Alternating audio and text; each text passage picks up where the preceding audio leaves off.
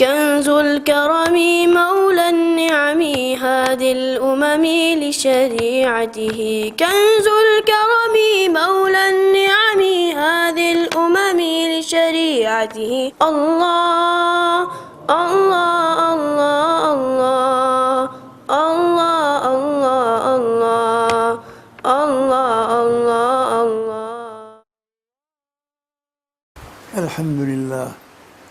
الحمد لله نحمده ونستعينه ونستغفره ونؤمن به ونتوكل عليه ونعوذ بالله من شرور أنفسنا ومن سيئات أعمالنا من يهده الله فلا مضل له ومن يضلل فلا هادي له ونشهد أن لا إله إلا الله وحده لا شريك له ونشهد أن سيدنا ومولانا محمدا عبده ورسوله صلى الله تعالى عليه وعلى آله وأصحابه وسلم تسليما كثيرا كثيرا. أما بعد فأعوذ بالله من الشيطان الرجيم. بسم الله الرحمن الرحيم. ما آتاكم الرسول فخذوه وما نهاكم عنه فانتهوا واتقوا الله إن الله شديد العقاب. صدق اللہ العظیم. بزرگان محترم، مجھے حکم دیا گیا ہے کہ میں آپ کے سامنے کچھ وقت گزاروں اور دین سے متعلق طالب علمانہ زبان میں کچھ باتیں عرض کروں. اس حکم کی تعمیل میں میں نے ایک آیت کریمہ آپ کے سامنے تلاوت کی جس کی روشنی میں چند کلمات گزارش کرنے ہیں. حق تعالیٰ نے اس آیت کریمہ میں خلاصہ دین کو بیان فرما دیا، جس کا حاصل یہ کہ اللہ کے رسول جو تمہیں لا کر دے دے اسے قبول کرو، جسے روک دے اسے رک جاؤ. پورے دین کا خلاصہ صرف یہی ہے. ما آتاکم رسول فخذوہ، جو پیغمبر لا کر دیں اس کو لے لو اور جسے روکیں اسے رک جاؤ. واتقوا اللہ، اللہ کا خوف رکھو قلب کے اندر، اس لیے کہ اس کے یہاں کی پکڑ بڑی سخت ہے. ان اللہ شدید العقاب، نافرمانوں کے لیے پکڑ بہت سخت ہے، فرما برداروں کی رحمت عظیمہ ہے. یہی پورے دین کا خلاصہ نکلتا ہے. اسی کی تفصیلات ارشاد فرمائی رسول اللہ صلی اللہ علیہ وسلم. اسی کے سلسلے میں کچھ کلمات بطور تمہید عرض کرنے ہوتے ہیں، کچھ کلمات بطور مقصد. تمہید بعض اوقات طویل ہوتی ہے، مقصد مختصر ہوتا ہے، مگر تمہید کا مقصد یہ ہوتا ہے کہ سننے والے کا ذہن اصل مقصد کو قبول کرنے کے لیے اور سمجھنے کے لیے آمادہ اور تیار ہو جائے. اور یہ طریقہ کلام بھی ہمارا اپنا بنایا ہوا نہیں، بلکہ اللہ کی وہ کتاب جس نے ہمیں جینا سکھایا، جس نے جینے کا طریقہ بتایا، جس نے زندگی کا قرینہ بتایا، اس سے یہ کلام کرنے کا طریقہ بھی سکھلایا. آپ اللہ کی بارگاہ میں کھڑے ہوتے ہیں اپنی پوری عبدیت کے ساتھ، بندگی کے ساتھ، خاکساری کے ساتھ، اور ایک درخواست آپ کو پیش کرنی ہوتی ہے. لیکن اس درخواست کے پیش کرنے سے پہلے آپ کو عدم تعلیم دی گئی کہ درخواست سے پہلے ہماری عظمت کا اقرار کرو، ہماری کبریائی کا اقرار کرو، ہماری بڑائی کا اقرار کرو. آپ کھڑے ہو گئے تھے الحمدللہ رب العالمین، تمام تعریفیں اس کے لیے جو سارے جہانوں کا پال بننے والا ہے. الرحمن الرحیم، جو سارے جہانوں کو رحمت کاملہ عطا کرنے والا ہے. مالک یوم الدین، جو سارے جہانوں کی ابتدا اور انتہا کا مالک ہے. یہ سارے کلمات حق تعالیٰ کی امت کی عبدیت کا، حق تعالیٰ کی مرکزیت، کبریائی اور بڑائی کے لیے آپ نے اس کا فرمایا گیا کہ اپنی عبدیت کو بیان کرو. آپ کہتے ہیں ایاک نعبد و ایاک نستعین، ہم آپ ہی کی عبادت کرتے ہیں اور آپ ہی کے محتاج ہیں مدد. یہ کلمات کہنے کے بعد یہ تمیری کلمات ہیں. آپ کو اجازت ملتی ہے کہ اب مقصد کی بات پیش کرو، اپنی درخواست پیش کرو. آپ کہتے ہیں اہدنا الصراط المستقیم، اے اللہ میں سیدھا راستہ دکھا دیا. تو کہ کلام کرنے کا طریقہ بھی کتاب اللہ نے بتایا. اگر ہم اس کا اتباع کریں کہ پہلے کچھ کلمات تمہید کہیں تو یہ اتباع ہوگا قرآن کریم کا انشاءاللہ. بات ہم سے بنے یا نہ بنے لیکن اتباع کا انشاءاللہ ثواب ضرور ملے گا. اس لیے میں نے عرض کیا کہ مجھے کوئی کلمات بطور تمہید عرض کرنے. اللہ کا یہ کلام کہ جو اپنی جگہ پر انتہائی جامع اور مکمل ترین کلام، ان تمام کلمات کے بعد کہ جو رفتہ رفتہ دستہ دستہ آہستہ آہستہ انسانیوں کو دی گئے، انسانیت نے جدید کمال پیدا کر لیا، انسانی ذہنوں کے اندر صلاحیت پیدا ہو گئی اس نے تورات پڑھ لی، انجیل پڑھ لی، زبور پڑھ لی، صحف آدم، صحف ابراہیم، سارے صحیفے پڑھ لی، تو ظاہر کی صلاحیت پیدا ہو گئی کہ وہ اللہ کا وہ آخری کلام پڑھے کہ جو قیامت تک کے مسائل حل کر دینے والا ہے۔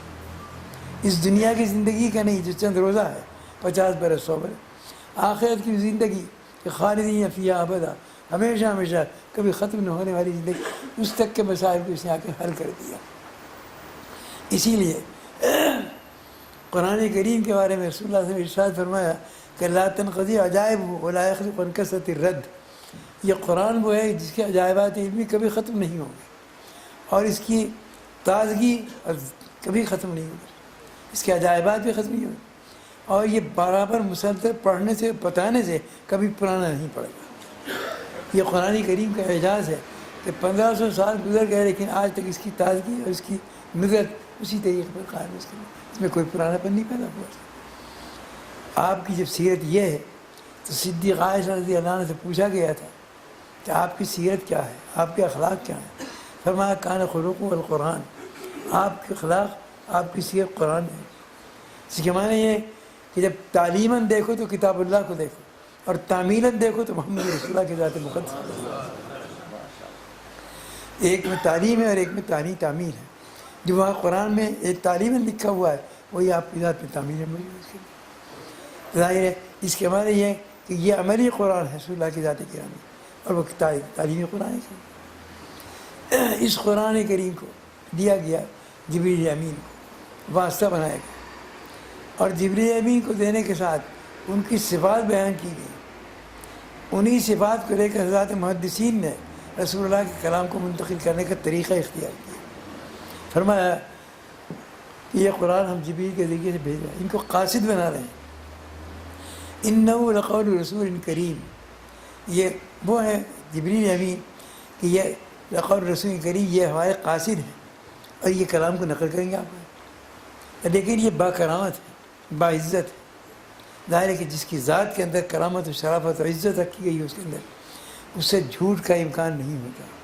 اس کے معنی ہے کہ قابل اعتماد ہے جبریل، اپنی ذات جس میں کرامت ہوتی ہے بظاہر جھوٹ بول کے اپنی کرامت کو ختم نہیں کرتا۔ اللہ نے پہلی صفت بیان کی کہ جبریل امین کریم ہے، انہ لقول رسول، ساتھ ذاتی کرامت رکھتے ہیں اس کے اندر، ذاتی شرافت رکھتے ہیں، ذاتی عزت رکھتے ہیں اس کے اندر۔ لیکن اس کے بعد بھی احتمالات تھے اور دوسرے کہ اس کائنات کے اندر آئیں گے، یہاں طاغوتی قوتیں، شیطانی قوتیں بے شمار موجود ہیں۔ ایسا نہ ہو کہ جبریل کو اپنی طاقت و قوت سے یہ شیاطین اور یہ طاغوتی قوتیں دبا کر تبدیلی کرا دیں، اس کے گڑبڑ کرا دیتے۔ فرمایا ذی قوتی، ہم نے اتنی طاقت عطا فرمائی ہے ان کو کہ سارے شیاطین مل کر بھی ان کے پر کے برابر نہیں ہو سکتے۔ جبریل امین کو لوط علیہ السلام کی قوم پر بھیجا گیا تو انہیں پوری بستیوں کو، میں آبادیوں کے، میں مکانوں کے اٹھایا، آسمانوں کے لے گیا، جا کے الٹ کے پھینک، جس کی طاقت ہو، کون شیطان ہے جس طاقت کا مقابلہ کر سکتا ہے؟ ذی قوت۔ پھر ایک احتمال تھا کہ کلام کو ہم دور سے اگر سنتے ہیں کسی کلام کو تو بعض اوقات کہنے والا کچھ کہتا ہے، ہماری سمجھ میں کچھ اور بات آتی۔ فرمایا ذی عند ذی العرش مکین، جبریل عرش والے سے انتہائی قریب ہیں، اس کا امکان نہیں کہ کہا کچھ گیا اور سن لیا کچھ اور، جو کہا گیا وہی سنا ہے اور وہ محفوظ ہے سنبھا اس کا ذی قوت عند العرش مکین۔ اور پھر آگے فرمایا گیا کہ وہ ذات جس کی کلام کو کوئی توجہ سے نہ سنتا ہو وہ بھی بدل ہو جاتا ہے، کہنا کچھ چاہتا ہے چھوڑ دیتا ہے کچھ اور۔ فرمایا اور جس کو مطاع بنایا گیا، جبریل کو مطیع نہیں بنایا، سارے فرشتوں کا مطاع بنایا گیا، قابل اطاعت بنایا گیا ان کو، مطاع ثم امین، کہ جبریل مطاع بھی ہے، اور جو مطاع ہوتا ہے وہ غلط گوئی نہیں کرتا۔ جس کی بات کے لوگ سنتے ہو، لاکھوں کروڑوں اربوں خربوں ملائکہ منتظر رہتے ہیں کہ جبریل اب اللہ کی وحی جبریل پر آتی ہے، جبریل سے منتقل ہو کر ملائکہ پہنچتے، تو تمام ملائکہ منتظر رہتے ہیں کہ کب وہ وقت مسعود آئے کہ جب جبریل امین کی طرف سے وحی آئے اور اس کی حلاوت اور لذت محسوس کریں۔ ظاہر وہ حلاوت اور لذت وہ ہوتی ہے اس میں سرمستی پیدا ہو جاتی ہے، ملائکہ علیہ السلام مست ہو جاتے ہیں اس کے اندر کرم یہ ربانی کو سننے کے بعد۔ اسی لیے قرآن کریم میں فرمایا کہ ملائکہ اس حدیث وحی کو سننے کے بعد ایک کیفیت سرمستی میں آ کر آپس میں ایک دوسرے پوچھتے ہیں کہ ماذا قال ربنا، کیا فرمایا ہمارے پروردگار۔ منشا یہ ہوتا ہے کہ وہ کہے تو پھر دوبارہ لذت حاصل ہو سکے، مگر وہ بھی اسی سرمستی میں جواب میں یہ نہیں، اس کی ہمت نہیں ہوتی کہ کلام نقل کرے، کہتے ہیں قال ربنا الحق، جو اللہ نے فرمایا وہ حق ہی حق ہے۔ تو گویا یہ ملائکہ علیہ السلام کی حقانیت پر یقین لیے ہوئے تھے، یہ کلام اس طریقے پر عجیب یہ نہیں کرے، تو یہ صفات بیان کر دی۔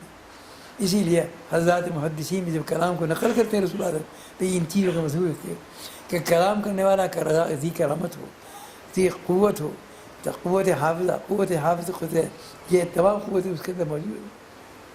تو ان صفات کے ذریعے سے روایات کے اندر راویوں کی صفات متعین کر دی گئی اس کے، اور اس کے بعد فرمایا کہ یہ کلام اللہ امین سے چلا، جبریل امین لے کر آئے اور محمد امین کے قلب کے اوپر اس کو ظاہر ہے وہ ذات امین ہے، اور اس کی امانت میں سب سے بڑی تصدیق یہ ہے کہ جو اس کے ذات کا دشمن، پیغام کا دشمن، اسلام کا دشمن، ایمان کا دشمن، وہ اس کی امانت کا اقرار کرتے ہیں۔ محمد الصادق، محمد الامین کہتے تھے کفار مکہ، دشمنان اسلام رسول اللہ کے نام لیتے تو کہتے ہیں محمد الصادق، محمد ان سے زیادہ سچا ہم نے نہیں دیکھا، زیادہ امانت دار نہیں دیکھا، تو جس کی امانت کا دشمن بھی اقرار کرتے ہو۔ والفضل ما شہیدت بالاعداء، اس کی شہادت کتنی بڑی ہوگی جو دشمن شہادت دے جاؤ، اس کے شہادت بہت بڑی شہادت ہوتی ہے۔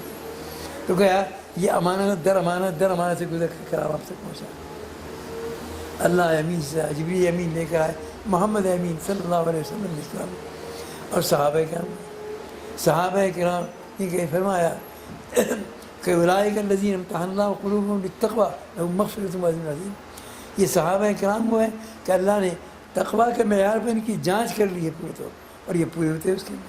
تو جو تقویٰ ہے معیار خداوندی پر پورے اتر چکا ہوں، ظاہر غلطی کوئی امکان نہیں، تو اللہ نے کہ رسول نے یہ کلام ان کے سینوں کے اندر محفوظ کر دیا، انہوں نے محفوظ کیا۔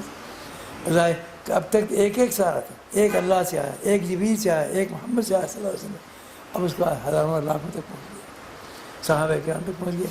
تو کہا اس کثیر تعداد کا کہ معنی یہ ہو گئے کہ اب غلط گوئی کا کوئی امکان باقی نہیں رہا، اتنے لوگوں نے محفوظ کر لیا کہ عقلاً بھی اتنے لوگوں کا کسی جھوٹ کے اوپر جمع ہو جانا ممکن نہیں ہوتا، لہذا یہ کلام قیامت تک کے لیے محفوظ ہوگا۔ پھر محفوظ کیا گیا فی صدور الذین اوتوا العلم، اور اس کے معنی کو اہل علم کے سینوں کے اندر محفوظ کیا گیا، اور اس کے الفاظ کو معصوم بچوں کے سینوں کے اندر محفوظ کیا گیا۔ یہ جگہ وہ محفوظ کی گئی جہاں نہ چور کوئی چوری کر سکتا ہے، نہ کوئی ڈاکو ڈال سکتا ہے، معصوم بچوں کے سینوں کے اندر جس کے اندر کوئی چھل فریب نہیں ہوتا، اور علماء ایک اسلام کے سینوں کے اندر اس کے معنی کو اور اس کے حقائق کو اور علوم کو محفوظ کر دیا گیا۔ تو کیا اللہ نے یہ حفاظت کیا، یہ فرمایا انا نحن نزلنا الذکر و انا لہ لحافظون، ہم نے اس کلام کو نازل کیا اور ہم اس کے خود محافظ ہیں۔ حفاظت کا طریقہ اختیار کا کائنات کے لیے، اس لیے کہ اس سے پہلے جتنی کتابیں آئیں ان کا محافظ قوموں کو قرار دیا گیا۔ تورات آئی تو اہل تورات کو حکم دیا کہ تم محافظ ہو، اہل انجیل کا محافظ قرار دیا، اہل زبور کا محافظ قرار دیا، لیکن قرآن کریم آیا یہ نہیں کہا کہ اے اہل اسلام، اے مسلمانوں تم اس کے محافظ ہو، انا نحن نزلنا، ہم نے ہاں ہم اس کے محافظ ہیں۔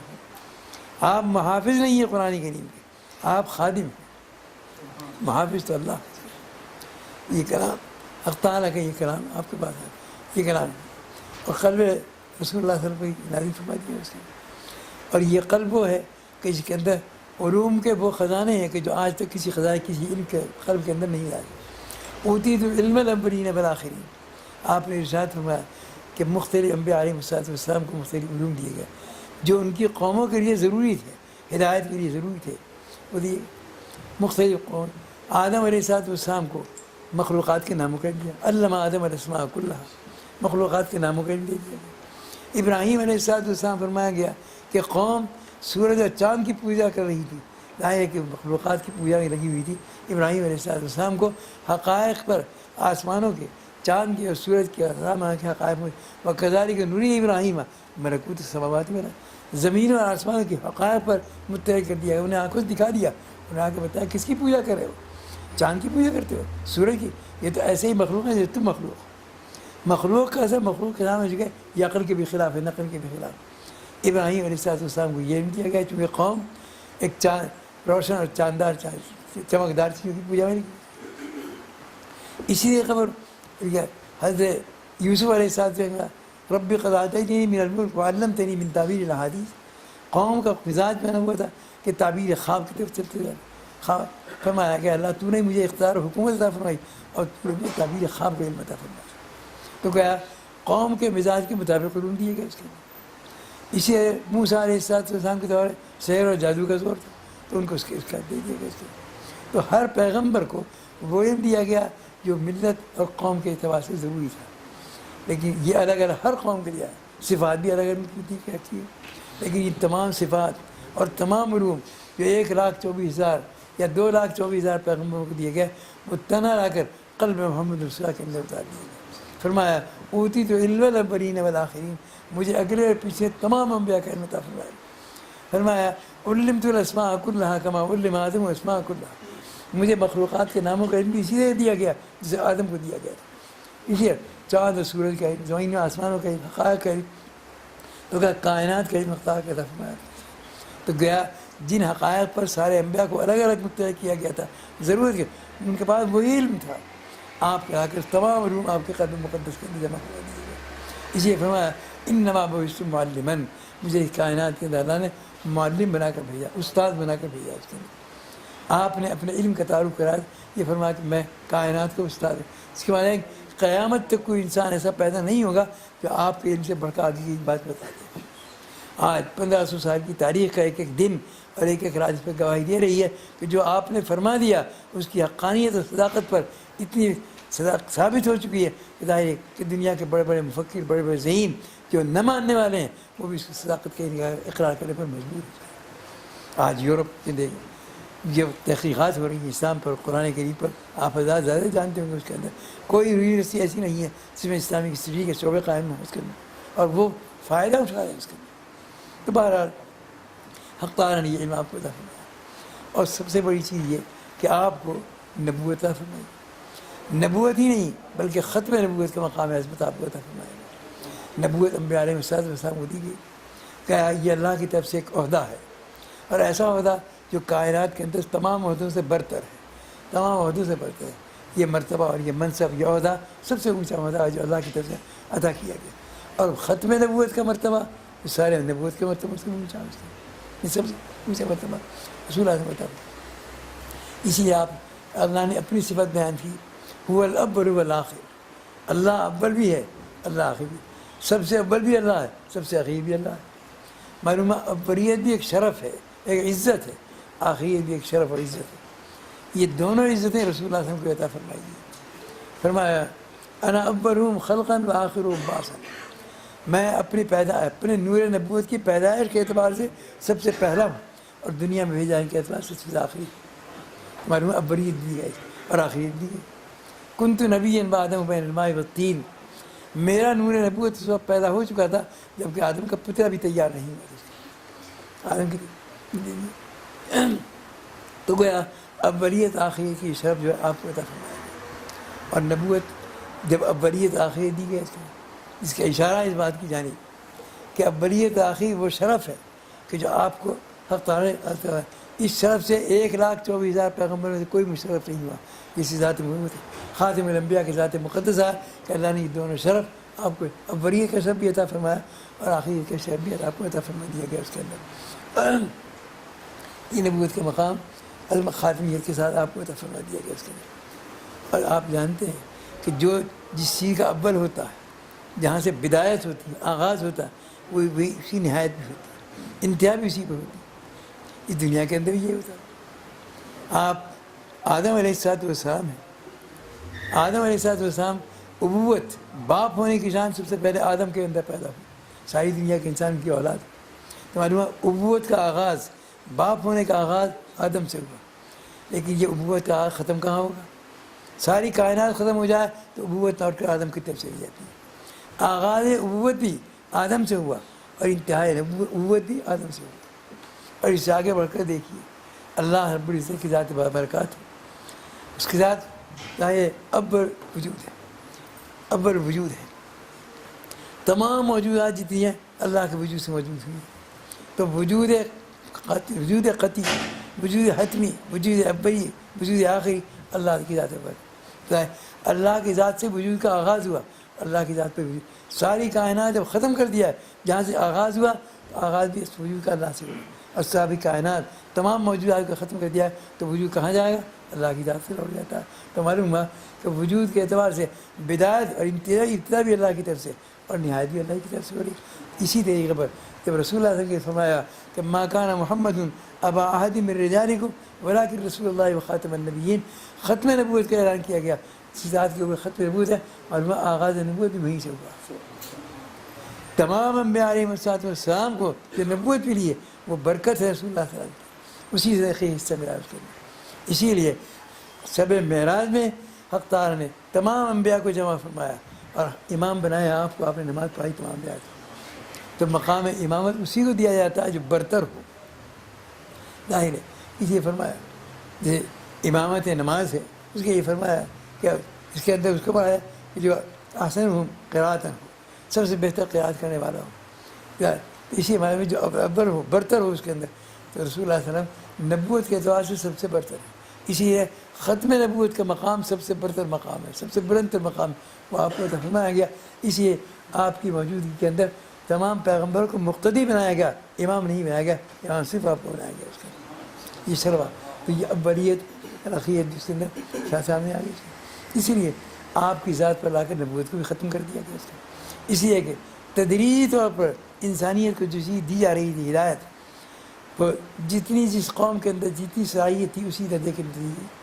ایک آدم کا وقت تھا، انسانیت ان کی اولاد تھی، ابتدائی طور پر ان میں تجربات نہیں تھے، ان کا علم نہیں تھا، ان میں فکر نہیں تھا، ان میں شعور نہیں تھا. معمولی بات ہو وہ انسانیت کا بچپن تھا وہ. اور بچپن کے اندر بچے کو آپ الف باتا پڑھاتے ہیں وہی پڑھنے کی خود سے یاد ہوتی ہے اس کو. اگر حقائق بیان کرنے کی کیا سمجھے گا بچہ اس کے اندر؟ ظاہر ہے کہ وہاں حقائق توحید، حقائق رسالت، حقائق آخرت یہ بیان نہیں کیا. بس جو چیز سمجھ سکتے تھے کہ روٹی ایسے بنا لو، کھانا ایسے بنا لو، کپڑا ایسے بنا لو، یہی چیز ان کی عبادت قرار دے دی. اسی کے سمجھنے کی صلاحیت ان کے موجود تھی. یہ علم دیا گیا اس کے علامہ آدم علیہ السلام اللہ، یہ علم رسما دے دیا. اس کے بعد رفتہ رفتہ تجدید اور ترقی ہوتی. نوح علیہ السلام کا وقت آیا تو کہا ناموں کے ساتھ ان کا مطالبہ انسانوں کے اندر پیدا ہوا کہ جن چیزوں کا ہم نے نام جانا ہے آدم سے سن کر ان چیزوں کی صورتیں بھی تو بتائیے. آدم نوح علیہ السلام کی صورت دیا الم تروا کیف خلق اللہ سبع سماوات طباقا. ظاہر ہے یہ آسمان ہے، یہ زمین ہے، ان کی صورتیں بتائی، ان کی حقیقت بتائی.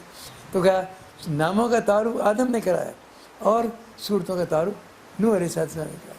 یہ علم کا دوسرا درجہ تھا. دوسرے درجے کا جب یہ بھی علم محفوظ ہو گیا 1000 سال کے اندر، تو تیسری طلب پیدا ہوئی انسان کے اندر کہ ان کے احکام معلوم ہونے چاہیے، ان کے صورت، ان کی خاصیات معلوم ہونی چاہیے. ان کی خاصیات معلوم ہوئی کیا چیز ہے، آسمان زمین کیا چیز ہے، اور تمام مخلوقات. یہ علم دیا گیا ابراہیم علیہ السلام. وَكَذَلِكَ نُرِي إِبْرَاهِيمَ مَلَكُوتَ السَّمَاوَاتِ وَالْأَرْضِ. زمینوں اور آسمانوں کی تمام حقائق منکشف کر دی گئی. ابراہیم آسمان یہ ہے، سورج یہ ہے، چاند یہ ہے، تمام مخلوقات انہوں نے بتایا. اور یہ سب مخلوقات ہیں اللہ، یہ قابل اطاعت، اس میں عبادت نہیں ہے، یہ قابل یہ تمہارے لیے، تم قابل اطاعت کریں، یہ سب تمہارے لیے پیدا کیے. تو کہا ان چیزوں کا تعارف کرنے کا مقصد یہ کہ مخلوق ہیں یہ اور تمہاری خادم بنا کے پیدا کی ہے. ان الدنیا خلقت لکم وانکم خلقتم للآخرہ. یہ ساری کائنات یہ تمہارے لیے پیدا کی. یہ زمین، یہ آسمان، یہ چاند، ستارے، سورج، دریا، پہاڑ، حیوانات، نباتات، جمادات، حیوانات، یہ سب اللہ نے انسان کی. یہی نہیں اوپر جائیے، یہ جنت، یہ جہنم، یہ عرش، یہ کرسی، یہ ملائکہ، یہ سب کون ہے؟ یہ انسان کے لیے خالق. تو معلوم ہوا کل مخلوقات کو اللہ نے خادم بنا دیا انسان. اسی فرمایا کہ انسان سب سے معزز اور سب سے بہتر مخلوق ہے. اللہ نے اپنے کلام میں کسی مخلوق کی کرامت و شرافت کا اعلان نہیں کیا. فرمایا وَلَقَدْ كَرَّمْنَا بَنِي آدَمَ وَحَمَلْنَاهُمْ فِي الْبَرِّ وَالْبَحْرِ. ہم نے انسان کو زیادہ مکرم بنا کر پیدا کیا، معزز بنا کر پیدا کیا، محترم بنا کر پیدا کیا انسان.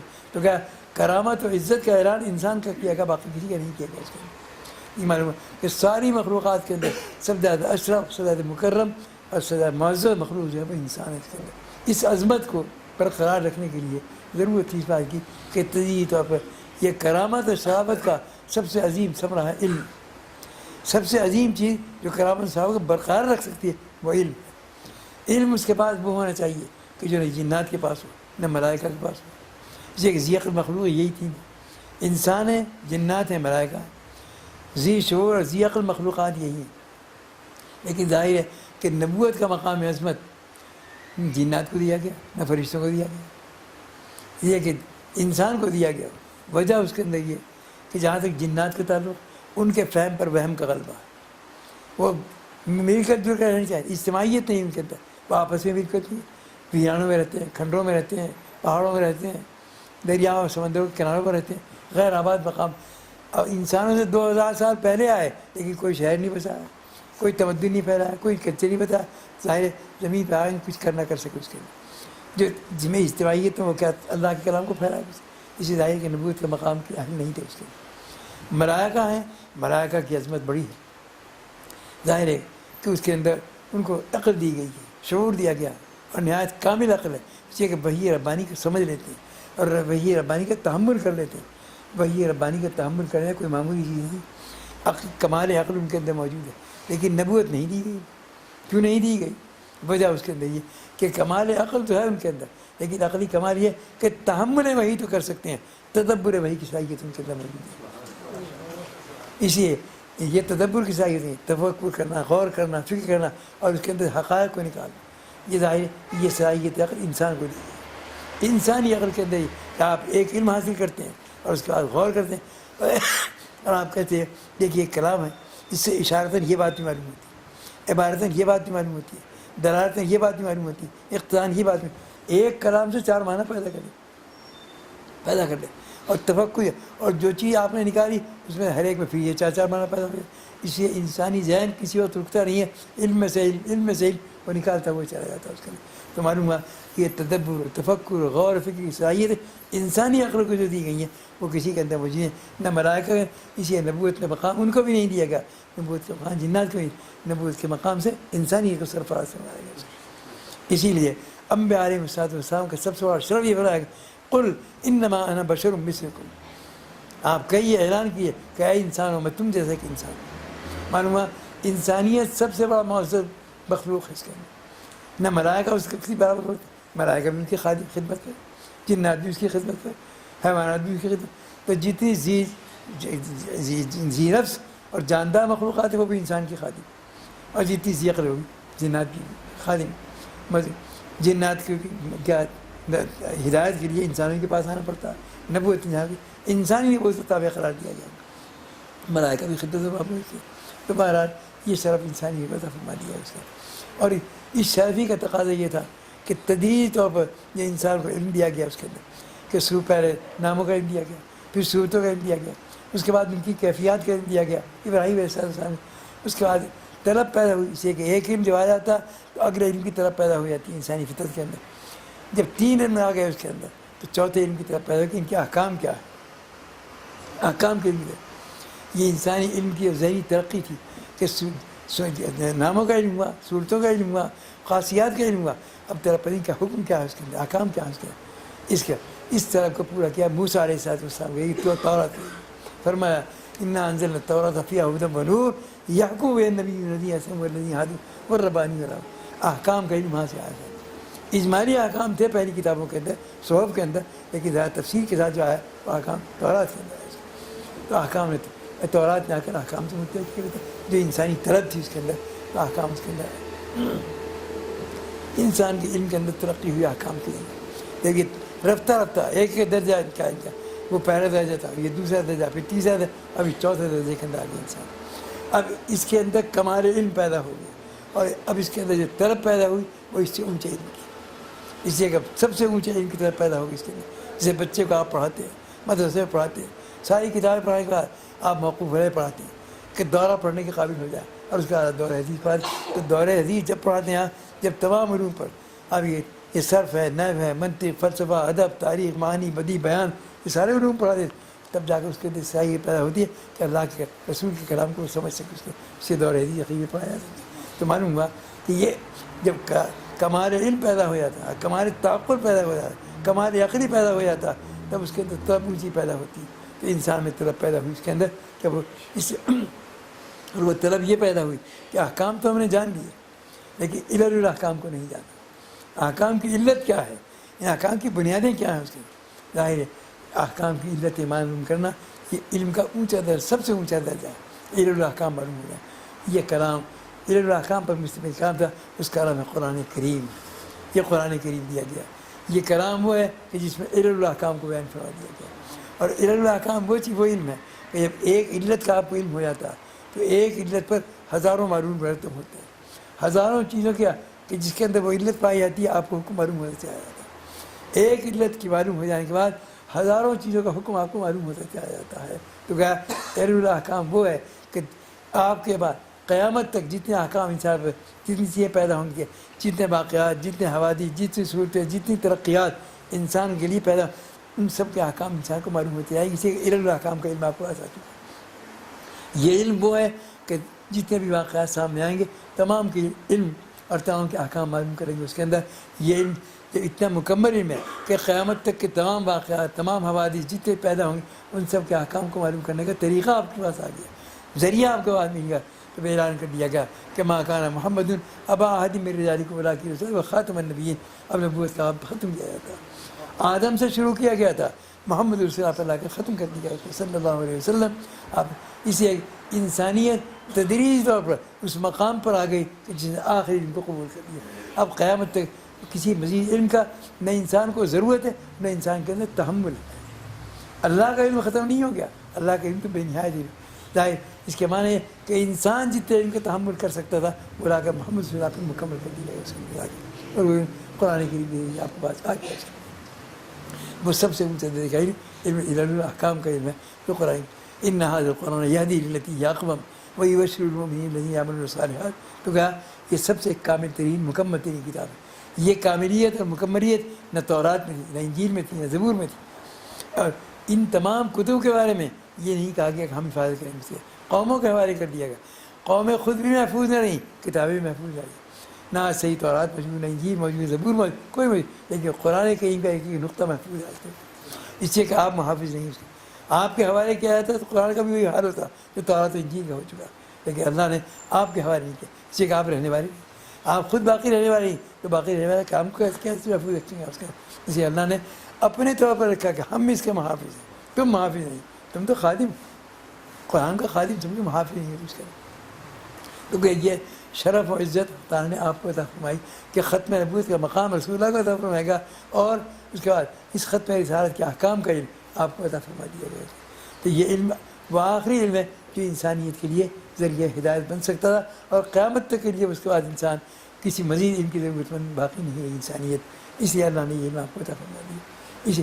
اب یہ علم رسول اللہ صلی اللہ علیہ وسلم نے اس علم کو دیا اور اپنا تعارف جو کرایا دو بنیادوں پر کرایا.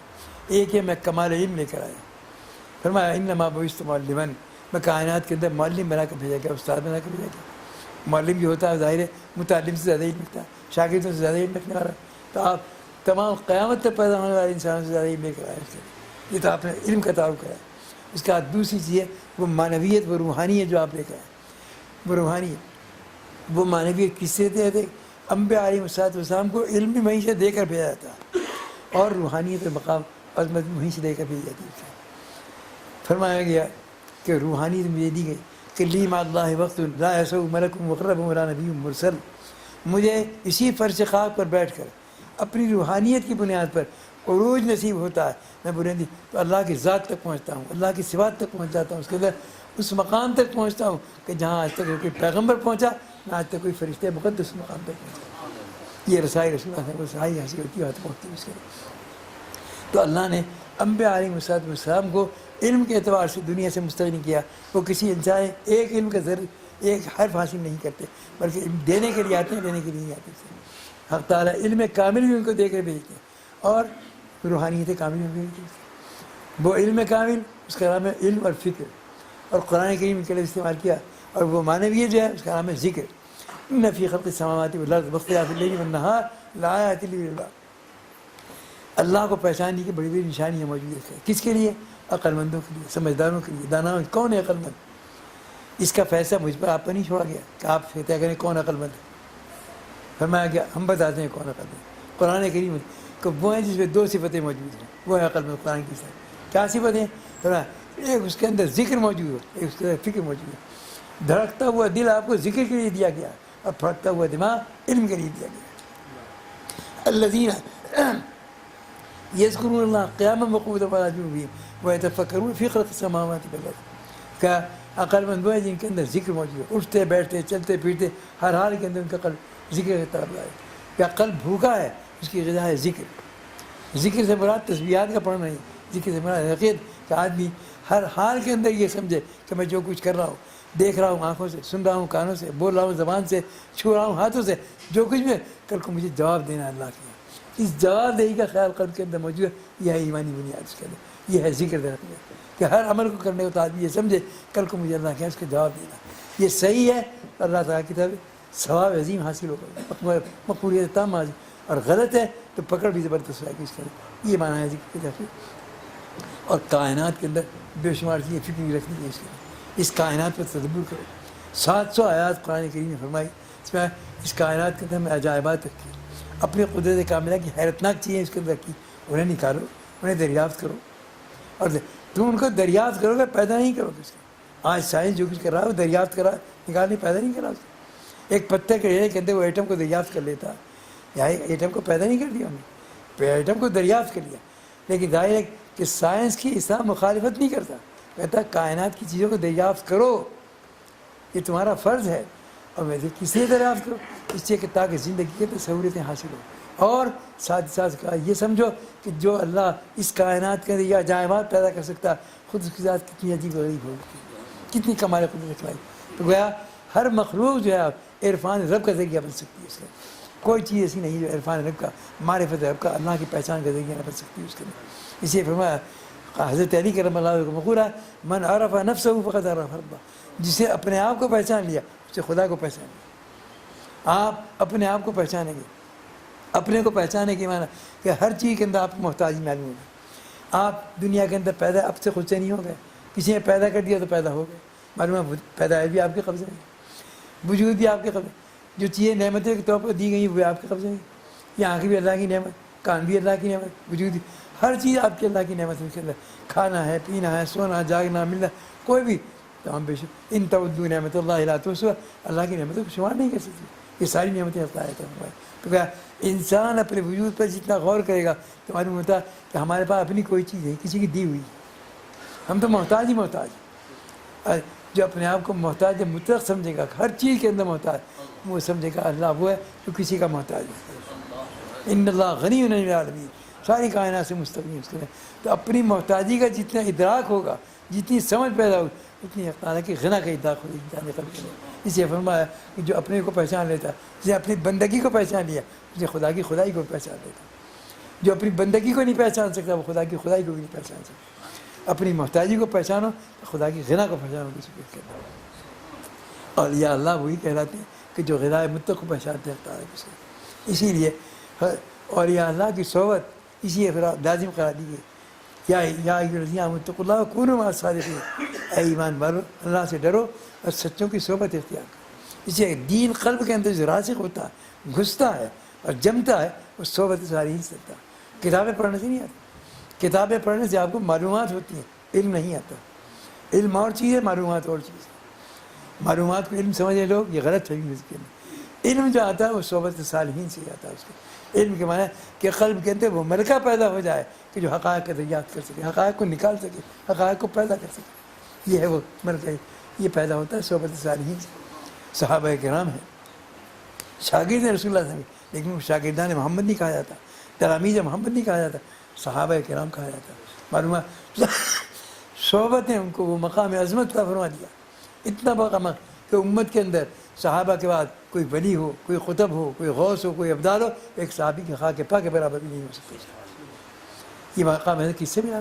علم کی بنیاد پر نہیں ملا، صحبت کی بنیاد پر ملا. علم میں بڑے بڑے پیدا ہوتے ہیں اس کے اندر، لیکن یہ صحبت کا شرف صرف صحابہ کرام کے لیے مخصوص ہے اور کسی کو نہیں ملا قیامت تک. اس لیے مقام عظمت کے اعتبار سے، مقام قربت کے اعتبار سے جو مقام صحابہ کرام کا تھا وہ مقام کسی دوسرے میں حاصل نہیں ہو سکتا.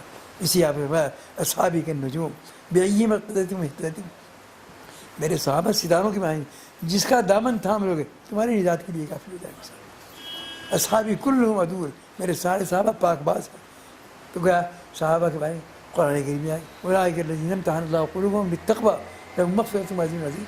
ان کے تقویٰ کے معیار پر اللہ نے ان کے دلوں کو جانچ لیا اور وہ پورے اتر چکے ہیں اس کے اندر. لہٰذا ان کے لیے مغفرت کا اعلان کیا جاتا ہے اس کے اندر. تو جس کی اجازت اللہ نے کر لی، اس کا پیغمبر نے کر لی، اس کو کون جھٹلا سکتا ہے؟ اس کا صحابہ کرام بذات خود معیار بن گیا ہمارے لیے اس کا۔ تو بہرحال یہ سارے علوم جو ختم نبوت کے آپ کے پاس آئے، یہ علوم آپ کو ختم نبوت دی گئی۔ ختم نبوت یہ معنی کیا؟ ختم نبوت یہ معنی کہ پچھلے انبیاء کو جو کچھ دیا گیا ان کی نبوت کے ساتھ ساتھ ختم ہو گئی، نہ ان کی نبوت باقی رہی نہ ان کے معجزات باقی رہے۔ آج اگر ابراہیم خلیل نہیں ہے تو آگ کا گلزار بھی نہیں ہے۔ قلنا یا نار کونی بردا وسلاما علی ابراہیم، آگ کا گلزار وہی جبھی تک تھا جب تک ابراہیم علیہ السلام موجود تھے اس کے اندر۔ موسیٰ علیہ السلام کے اوپر کا ہاتھ نکلتا گریبان سے نکالتے، سورج کے پانی چمکتا اس کے اندر، لیکن آج اگر موسیٰ نہیں ہے تو یہ بیضا بھی نہیں ہے اس کے اندر۔ آج اگر عیسیٰ نہیں ہے تو خم باذن اللہ بھی نہیں ہے اس کے اندر۔ معلوم بات، ہر پیغمبر کے ساتھ ان کی نبوت بھی ختم ہو گئی اور ان کے معجزات بھی ختم ہو گئے، لیکن خاتم الانبیاء کو رکھنے کے لیے پیدا کیا گیا تو آپ کے معجزات بھی باقی ہیں اور آپ کی نبوت بھی باقی ہے، قیامت تک باقی ہے۔ نہ آپ کی نبوت ختم ہو رہی نہ آپ کے معجزات ختم ہو رہی۔ سب سے بڑا معجزہ کلام اللہ ہے، قرآن کریم، جس کی شان یہ کہ لا تنقضی عجائب ولا کہ نہ اس کے عجائبات علمی کبھی ختم ہوں گے، نہ کبھی پڑھنا پڑے گا وہ کلام۔ یہ کلام آج بھی زندہ ہے، اور اس کی شرح جو تعالیٰ نے آپ کے قلب مبارک کے اندر ڈالی، اس کے معنی جو اللہ نے آپ کے دل کے اندر آپ نے اپنے الفاظ میں بیان کیا ان کو، اس کا نام ہے حدیث۔ حدیث بھی وحی ربانی، قرآن بھی کہ فرق اتنا ہے کہ یہ وحی متلو ہے، وہ غی متلو ہے۔ وحی متلو ہے کہ اس کی آپ تلاوت کرتے ہیں قرآن کی نماز کے اندر، یہ وحی متلو وہ صرف قرآن کریم۔ وہی حدیث بھی ہے، وحی متلو نہیں، اس کی تلاوت نہیں کی جاتی ہے، نماز کے اندر تلاوت نہیں کی جاتی ہے، اسی میں وہی غیر متلو کہلاتی ہے، اور قرآن وحی، لیکن ہے دونوں وہی اس کے اندر، اللہ کی طرف سے دونوں چیزیں آئی اس کے اندر۔ یہ کلام اللہ نے آپ کو عطا فرما دیا اس کا، یہ کلام ہے، یہ کلام قیامت تک باقی رہنے والا ہے۔ اور یہ اس کلام کی خصوصیات بھی باقی کہ آج آپ دیکھ رہے ہیں کہ بے شمار تفسیریں لکھی جا چکی اس کلام میں، لکھی جا چکی ہیں، لکھی جا رہی ہیں اور قیامت تک لکھی جاتی رہیں گی۔ تو سوال قدرتی طور پر پیدا ہوتا ہے کہ ایک کتاب ہے، اس کی اتنی شروع کیسے آ رہی ہے، اس سے اتنی تفصیلات کیسے آ رہی ہیں اس کے اندر؟ ایک کلام آپ کو یہ کتاب لکھیں، اگر کوئی اس کی تفسیر کرے گا، ایک کر دے گا، دو کر دے گا، لیکن یہ بے شمار تفصیلات آ رہی ہیں۔ سوال پیدا ہوتا ہے ایک کتاب کی تفصیلات اتنی کیسی؟ وجہ اس کے اندر یہ کہ کلام اللہ کی خصوصیات بیان کی ہیں کہ انزلنا التوراۃ انزلنا الیک لتبین للناس ما نزل الیہم ولعلہم یتفکرون۔ فرمایا کہ ہم نے یہ کلام آپ پر نازل کیا، قرآن نازل کیا، لتبین للناس، تاکہ کھول کر پوری تفصیلات آپ دنیا کے سامنے پیش کر دیں۔ لتبین، تبیین کہتے ہیں پورے طور پر کھول کر وضاحت کے ساتھ بیان کر دیں، جو ہم نے نازل کیا اس کو پورے طور پر کھلا کر بیان کر دیں۔ جب آپ کے بیان سے اس کی مراد معلوم ہو جائے گی، جو اللہ کی مراد ہے۔ اس ایک کلام کے اندر بہت سی چیزیں کلام کے اندر معنی ہو سکتی ہے، ایک کلام کے بہت سے معنی ہو سکتے ہیں، لیکن ظاہر کون سے معنی مراد ہے؟ اللہ کے معنی کون سے؟ ایک اللہ کا کلام تو بہت آپ کے کلام کے اندر ایک جملہ آپ کے زبان سے نکل، اس کے کئی کے معنی پیدا ہوتے ہیں۔ آپ جملہ بولتے ہیں بھائی کیا بات ہے، لب و لہجے کے بدلنے سے معنی بدل جاتے ہیں۔ آپ کہتے ہیں بھائی کیا بات ہے، سننے والا اس لہجے میں سنتا، آپ پوچھ جواب دیتے ہیں۔ آپ کہتے ہیں کیا بات ہے، کہ معنی آپ کسی کی بڑائی کو بیان کر رہے ہیں۔ آپ کہتے ہیں بھائی کیا بات ہے، اس کی تعریف کر رہے ہیں۔ آپ کہتے ہیں بھائی کیا بات ہے، بڑائی کر رہے ہیں۔ لہجہ بدل جانے سے معنی تبدیل پیدا ہو۔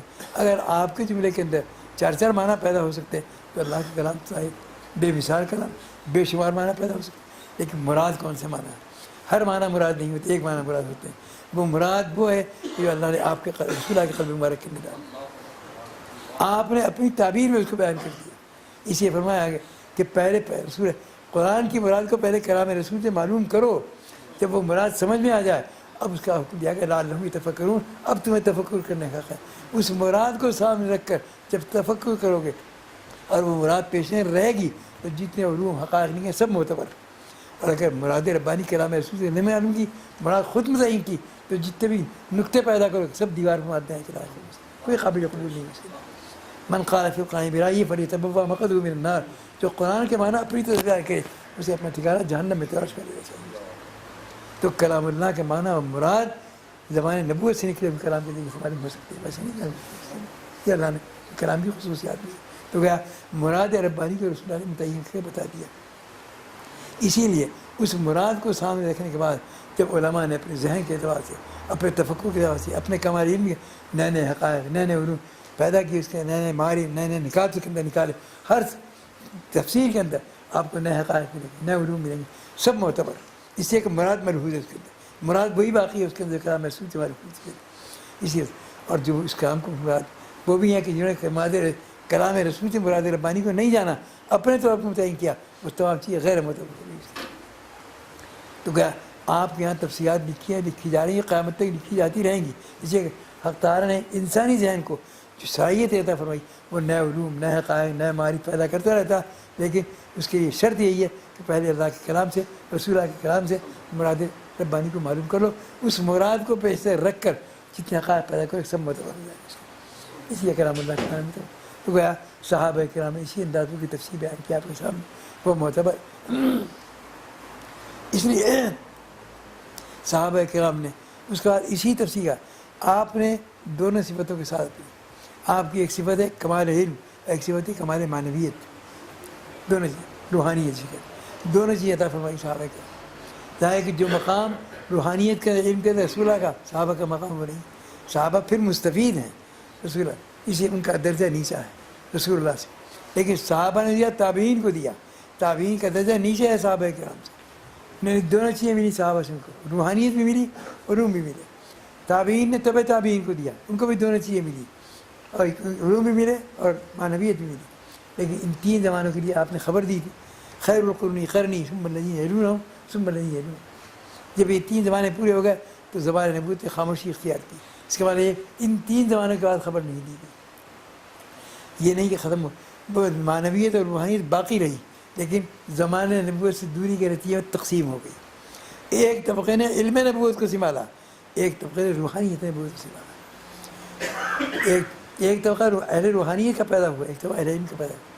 جنہوں نے علم نبوت کو سنبھالا ان کا نام ہے علماء کرام، اور جنہوں نے معنویت اور روحانیت نبوت کو سنبھالا ان کا نام ہے اولیاء اعظام. اس کے معنی ہے ہمارے لیے دونوں قابل اطاعت، ہمارے لیے دونوں محبوب ہیں، ہم دونوں کے غلام ہیں. علماء کے اس لیے کہ ہمیں صراط مستقیم ان سے ہی معلوم ہوتی ہے، اولیاء اللہ کے اس لیے کہ اس راستے پر چلنے کی توفیق ہمیں سے ملتی ہے، طاقت اس سے ملتی ہے. صحبت صالحین سے ہی تحقیق طاقت ملتی ہے، اس سے آتے ہیں. اگر راستہ سامنے اور چلنے کی طاقت نہ ہو تب بھی منزل ہاتھ نہیں آئے. اور منزل سامنے موجود ہو کتنی بھی طاقت تب بھی منزل آئے.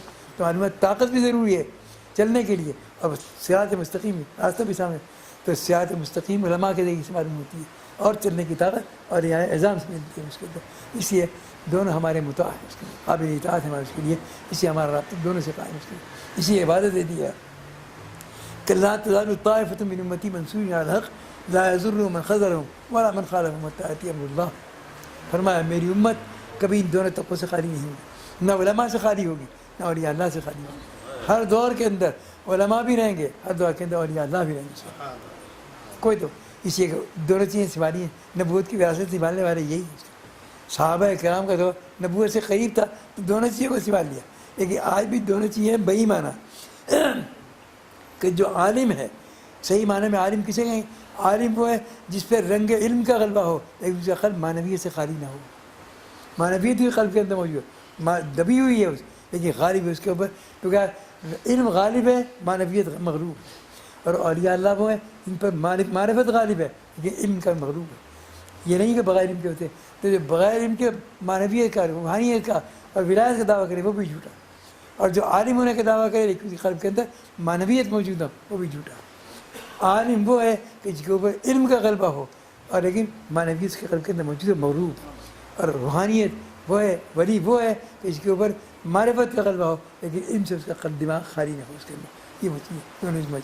اسی لیے امت کے اندر ہر دور کے اندر تو پیدا علماء بھی پیدا ہوتے ہیں اور اولیاء بھی پیدا ہوتے ہیں اور قیامت تک پیدا ہوتے ہیں کہ اسی کے دونوں وراثتیں ہیں نبوت اور یہ باقی رہیں. ان کے دے دیا کوئی زمانہ ایسا نہیں آئے گا یہ دونوں ختم ہو جائے. یہی وجہ ہے اس امت کے اندر خصوصی ہے کہ علماء کی تعداد کو آپ شمار نہیں کر سکتے. علماء اسلام ہر زمانے کے اندر، ہر ملک کے اندر جائیے بے شمار علماء ملیں گے آپ کے. دنیا کی کسی قوم کے اندر مذہب کے عالم آپ کو ملیں گے، گنے چنے افراد سے ملیں گے اس کے. ہر قوم کے اندر مذہب جائیں لیکن علماء امت کے اندر، امت محمدیہ کے اندر علماء کی تعداد کو شمار نہیں کر سکتے آپ، بے شمار کر. یہ فیضان ہے محمد رسول اللہ صلی اللہ علیہ وسلم. گویا یہ علماء کی تعداد بے شمار کے اندر. اسی اولیاء اللہ ہر دور کے اندر اولیاء اللہ موجود ہے. لوگوں کے ذہنوں میں خیال پیدا ہوتا ہے کیا قدیم دور کی کتابوں میں اولیاء اللہ کے حالات پڑھتے عجیب و غریب حالات سامنے آتے ہیں، ان کے کشف، ان کی کرامتی. حالانکہ کشف و کرامت معیار نہیں ہے. کشف و کرامت ولایت کا معیار نہیں ہے. ولایت کا معیار کیا چاہیے؟ ولایت کا معیار ہے اتباع سنت. جو اتباع سنت کے چل رہا ہے وہ ولی ہے اپنے وقت کا. چاہے ساری عمر ایک کرامت ظاہر نہ ہو، ایک کرشمہ ظاہر نہ ہو، لیکن وہ ولی ہے اپنی وقت. اس لیے لوگ دیکھنے میں غلطی کرتے ہیں، یہ سمجھتے ہیں کہ ولی وجہ سے کوئی کشف و کرامت ظاہر. یہ نہیں ہے. فرمایا ولی وہ ہے جو زیادہ سے زیادہ اتباع سنت کر رہا ہو رسول اللہ، وہ ولی اس کا. تو گویا ہفتہ ایک معیار میں. اب بھی آج کے لوگوں کے ذہنوں کے اندر خیال پیدا ہوتا ہے کہ ایسے اولیاء اللہ جی پہلے تھے آج ہمیں نظر نہیں آتے، کہتے ہیں لوگ سے. لیکن کس کو نظر آتے ہیں؟ فرمایا نظر آتے ہیں اس کو جس کے اندر طلب صادق ہو، سچی طلب جس کو، اس کے لیے آج بے شمار اولیاء اللہ موجود ہے. اور جس میں طلب نہ ہو تو پیغمبر کے زمانے میں اس کے لیے کچھ نہیں. بے طلب کو پیغمبر کے دور میں بھی کچھ نہیں ملتا، اور طلبگار کو غلامان محمد سے بھی بہت کچھ مل سکتا ہے. رسول اللہ کے دور میں کوئی ابو بکر آیا تو صدیق بن کر لوٹا، اسی کہ طلب صادق لے کر گیا. کوئی عمر آیا تو فاروق بن کر لوٹا، اسی کہ طلب صادق لے کر آیا. کوئی عثمان آیا تو غنی بن کر لوٹا، اسی کہ طلب صادق لے کر آیا. کوئی علی آیا تو حیدر کرار بن کر لوٹا، اسی کہ طلب صادق موجود. اور کوئی ابو جہل آیا بے طلب بن کر آیا تو بے طلب ہی رہا. آج بھی مردود، کل بھی مردود تھا، کل بھی مردود تھا، آج بھی مردود. ابو جہل ہو یا ابو لہب، بے طلب کے لیے پیغمبر کے بعد بھی کچھ نہیں تھا، اور طلبگار کے لیے غلامان محمد کے بعد بہت کچھ موجود ہے. تو یہ امت کوئی یتیم امت نہیں ہے، لاوارث امت نہیں ہے. وراثت نبوت آج بھی زندہ موجود ہے اس کے اندر، آپ کے لیے موجود ہے. اور یہ اللہ بھی موجود ہے اس کے اندر، اور علماء بھی موجود ہے اس کے اندر. اس لیے اس کو امت کو یہ نہیں کہا کہ یہ لاوارث امت ہے. اس کے اندر لاوارث نہیں ہے، قیامت تک باقی رہنے والی ہے اس کے اندر. اور دونوں چیزیں نبوت کی وراثت دونوں قیامت تک باقی رہیں گی. آج بھی الحمدللہ زندہ تابندہ موجود ہے اس کے اندر.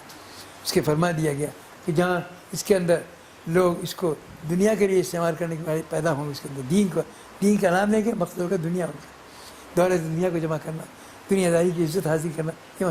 لیکن محبوب ہی ہوں گے جو سراہ امت ہوں گے. ایسے لوگوں سے، ایسی امت سے جن کا مقصد فقط دین کے کلمے کو بلند کرنا ہوگا، اپنی ذات کی کوئی معیار نہیں، اپنی عزت، اپنی دولت، کوئی چیز مقصود نہیں ہوئی، فقط اللہ کے دین کے کلمے کو بلند کرنا ہوگا. ایسے مخلص امتیوں سے یہ امت کبھی خالی نہیں ہوئی، نہ پہلے خالی تھی، نہ آج خالی ہے، نہ قیامت تک خالی ہوگی. ہر دور کے اندر اللہ تعالیٰ ایسے مخلصین کو پیدا کرتا ہے اور قیامت تک پیدا ہوتے ہیں اس کے ہر دور. تو گیا تسلسل کے کردار، اسی واقعاتی شہادت اس کو موجود ہے. حضرت دہلی کے اندر حضرت شیخ نظام الدین اولیاء دہلی رحمۃ اللہ علیہ اپنے وقت کے اولیاء کاملین میں لاکھوں انسان فیضیاب پوچھتے ہیں. وقت تو نہیں ختم ہو گیا، اپنے اولیاء کاملین اس کے وہ اپنے ان کے دور میں نظام اسلام قائم تھا، نظام حکومت. اس میں ایک عہدہ ہوتا ہے محتسب کا. محتسب کو کہا جاتا ہے جو لوگوں کی عامت المسلمین کی نگرانی کرتا ہے دین کے اعتبار. کوئی نماز نہیں پڑھا تو پکڑ دیں نجات نماز پڑھ، رمضان میں روزے نہیں کھا تو روزے، تو کیا وہ اپنی طاقت و قوت کو استعمال کر کے دین پر عمل کراتے ہیں، وہ محتسب ہوتا ہے. دہلی کے اندر بہت سے محتسب تھے، لیکن سب سے بڑے محتسب تھے ایک بہت بڑے عالم جو طبیب بھی تھے، حکیم ضیاء الدین سنانی رحمۃ اللہ علیہ کے نام سے. عالم تھے زبردست، علم فقہ پر بڑی مہارت تھی ان کا، فقیہ تھے. وہ محتسب تھے، لوگوں کی نگرانی کرتے. وہ اسی نگرانی کے دوران نظام الدین میں پہنچے. آج وہاں کروڑوں روپے کی بلڈنگیں کھڑی ہوئی ہیں، لیکن وہ دور وہ تھا کہ کوئی بلڈنگ نہیں، جنگل بیابان، ایک خیمہ بڑا کیا ہو، اس میں حضرت شیخ تشریف فرما اور ان کے مریدین بیٹھے ہوئے، اور وہاں سما ہو رہا تھا. سما کے معنی یہ کہ ایک شخص خوش آوازی کے ساتھ اشعار پڑھ رہا تھا، یہ سما کہلاتا ہے. ظاہر ہے کہ یہ سما بطور علاج استعمال کیا جاتا ہے. جن لوگوں پر روحانی قبض طاری ہو جاتا ہے، روحانی ترقی رک جاتی ہے، جسے انسان کے پیٹ میں قبض ہو جاتا ہے، آپ اس کے دوائیں کرتے ہیں. اس لیے روحانی قبض ہوتا ہے کہ روحانی ترقی رک جاتی ہے. اس قبض کو ختم کرنے کے لیے تدبیر کرتے ہیں اولیاء اللہ اپنے مریدین کے لیے. کسی کو وظائف بتاتے ہیں، کسی کا وظائف تبدیل کر دیتے، کسی کا اوقات تبدیل کر دیتے، کسی کا مقامات تبدیل، اسے کھل جاتی ہے. اور بعض وہ ہوتے ہیں کہ اس کے لیے ایک تدبیر کرتا ہے اشعار کا سننا. اشعار بھی بہت مؤثر چیز ہے، اشعار کے سننے سے بھی انسانی قلب کے اندر کیفیت پیدا ہوتی. تو بعض لوگوں کا ایسا ہوتا تو وہ اشعار سے بھی علاج کرتے، وہ بطور علاج کرتے ہیں، اسے کہتے ہیں سما. لیکن شرطیں اس کے لیے کہ سما میں اشعار پڑھنے والا عاقل ہو، بالغ ہو، مسلمان ہو، متسرع ہو، چہرے پر داڑھی ہو، اس کے بے ریش لڑکا نہ ہو، عورت نہ ہو، اور پڑھے جانے والے اشعار جو ہیں وہ اشعار جو ہیں وہ عالمانہ عارفانہ اشعار ہوں، سوقیانہ اشعار نہ ہوں، بازاری قسم کے اشعار ہوں، ایسے کوئی اشعار پڑھے جا رہے تھے۔ لیکن ظاہر ہے کہ یہ اشعار کا پڑھنا کوئی صحیح طریقہ تو ہے نہیں، یہ تو ایک علاج ہے تو بہت سے صوفیاء کرام کرتے ہیں اس کا۔ شیخ نظام الدین اولیاء بھی اس پر عمل کرتے ہیں، وہاں اجتماع ہو رہا تھا۔ حکیم ضیاء الدین سنامی جو محتسب ہیں وہاں پہنچے، جا کر دیکھا اجتماع ہو رہا، تو جو یہ کوئی شرعی چیز تو ہے نہیں، خلاف فقہ کی گرامتیں لکھا نہیں، کہا یہ سب ان پر فقہ کا غلبہ تھا، کہا یہ سب چیز خلاف، کہا یہ کیا خلاف شرع کام ہو رہا ہے، بڑے زور سے چلا کر یہ کیا خلاف شرع کام ہو رہا ہے، بند کرو۔ وہاں کوئی اپنے ہوش میں ہوتے شیخ کی روحانیت کا اتنی غلبہ تھا کہ کسی کو خبر نہیں کیا کہا ہے، انہوں نے زور سے چلا کر پھر کہا کیا خلاف شرع کام کرے، بند کرو اسے، پیچھے نہیں سنا۔ تیسری مرتبہ پھر کہا مگر نہیں سنا۔ جب دیکھا کوئی سن ہی نہیں رہا ہے تو اپنے ساتھ جو سپاہی رہتے تھے ان کے پولیس رہتی تھی، کہا ایسے نہیں سنیں گے، جا کر اوپر خیمے کی رسیاں کاٹ دو، جب خیمہ گرے گا ان کے بعد تب ہو جائے گا۔ حکم کی دیر تھی، پولیس والے اوپر چڑھے، جا کر رسیاں کاٹ دی، مگر ماں بڑی کامل بیٹھا ہو، خیمہ رسیاں کٹنے کے باوجود جو کہ تو قائم رہا، گرا نہیں۔ حکیم صاحب کو خطرہ ہوا کہ پولیس والوں کا عقیدہ نہیں خراب ہو جائے، کہا کہ جو کچھ ہوا غلط ہوا چلو یہاں سے، چلو یہاں سے، لے کے چلے گئے شیخ۔ یہ واقعہ ہو گیا، اس پر 2 سال بیت گئے، 2 سال گزر گئے۔ 2 سال کے بعد حضرت شیخ کو نظام الدین اولیاء رحمۃ اللہ علیہ کو علم میں آیا کہ حکیم ضیاء الدین سنانی پر عالم نزا طاری ہے، ان کا وقت وفات قریب ہے۔